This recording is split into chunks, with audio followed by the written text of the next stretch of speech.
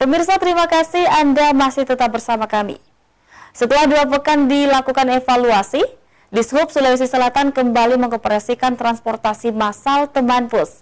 Hal ini disambut baik masyarakat, khususnya pengguna harian transportasi massal ini di wilayah Makassar dan juga sekitarnya.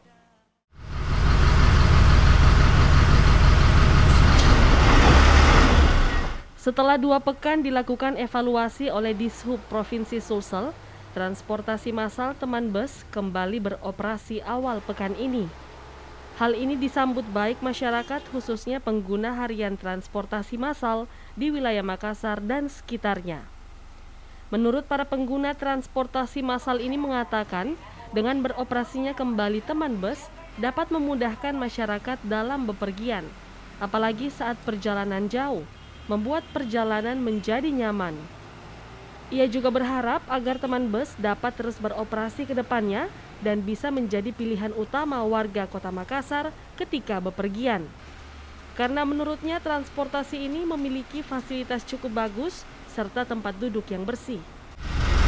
Kalau menurut saya pribadi sangat bermanfaat ya, sangat membantu sekali.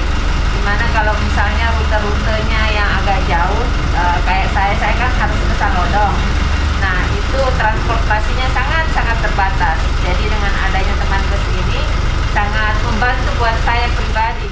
Saya sangat bersyukur karena dengan adanya Teman Bus ini kita bisa lebih mudah bepergian kemana saja dan bisa mengurangi kemacetan.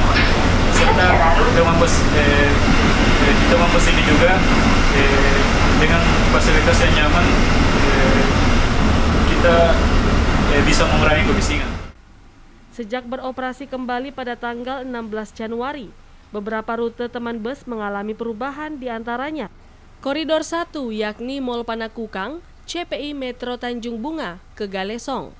Koridor 2 melewati Mall Panakukang, Bandara. Koridor 3 melewati Kampus 2 PNUP, Kampus 2 PIP. Dan Koridor 4 Mall Panakukang, Unhas. Ardi Jaho, Celebes TV.